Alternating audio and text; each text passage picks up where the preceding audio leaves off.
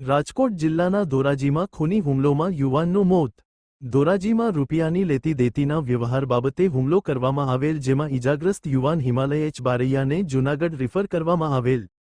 ત્યારબાદ જૂનાગઢ હોસ્પિટલમાં પહોંચે તે પહેલા જ યુવાને દમ તોડી દીધો હતો અને હુમલા બન્યો ખૂની ખેલ હુમલો પ્રવૃત્તિ થયો। મર્ડરમાં ધોરાજી તાલુકા પોલીસ તંત્ર દ્વારા આગળની કાર્યવાહી હાથ ધરીને આરોપીઓને પકડી પાડવા માટે ચક્રો ગતિમાન કર્યા। આ ઘટનામાં હાલ તાલુકા પોલીસ તંત્ર સીસીટીવી કેમેરા ફંફોડી રહી છે અને આ ઘટનામાં કેટલા વ્યક્તિઓ સંડોવાયેલા છે તેની તપાસ કરી રહી છે। પણ આ ઘટનાને લઈને ધોરાજીમાં રાજકીય ગરમાવો જોવા મળ્યો છે અને આ ઘટનામાં કોઈ મોટા માથાના નામો ખુલ્લે તો નવાઈ નહીં, કોઈ ફરિયાદ હાથ વગી નથી, પણ મૃત્યુ પામેલ છે તે માહિતી મળી છે। તમને યોગ્ય લાગે તો ચલાવશો।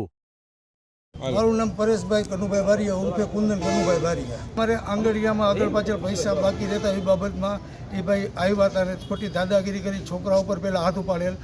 મેં કીધું મારા ભત્રીજાને યાદે હતા, ફોન કર્યો ભાઈ શું છે, જ્યાં તો રોડ ઉપર આગળ જઈ અને કે અહીંયા આવો રોડ ઉપર ઉભા ગયા કે ભાઈ વાત શું છે, તો સીધો ગાડીમાંથી એની 4 થી 5 જણા હતા અને કુવાડાનો ગરદન ઉપર ઘા મારી દીધો। તીરથસિંહ જેઠવા એ ગામ ક્યાંના છે ખબર નહીં, ધોરાજી પીઆર આંગળીયાનો વહીવટ છે।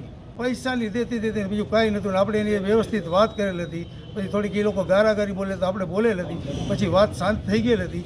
પછી આવીને પહેલાં મારા છોકરા ઉપર વિવેકભાઈ નામ છે એના ઉપર હાથ ઉપાડ્યો। એટલે કેટલા જણા? 5 જણા। મારા છોકરા આગળ પાકી ડિટેલ છે કોણ કોણ કેટલા જણા હતા। ભત્રીજો હોગો એટલે યાદે હોય એટલે મેં ફોન કર્યો ભાઈ શું છે બાબત, જતો યાદે છોકરા નામ શું છે હિમાલય હરેશભાઈ બારિયા ઈકો આકે છે, ત્યાં રાતે મારી દુકાન છે મારી ઘરની, એટલે બેઠા હોય બધા। મેં કીધું શું છે ભાઈ જોતો, તો કે રોડ ઉપર આવો, રોડ ઉપર મારીને ભાગી ગયા। રોડ ઉપર ગયા આ લોકો 4-5 જણા, ભાઈ શું છે હુકામ માર્યો, તો સીધો ઓલા એક કુવાડો કાઢીને મારી જ દીધો।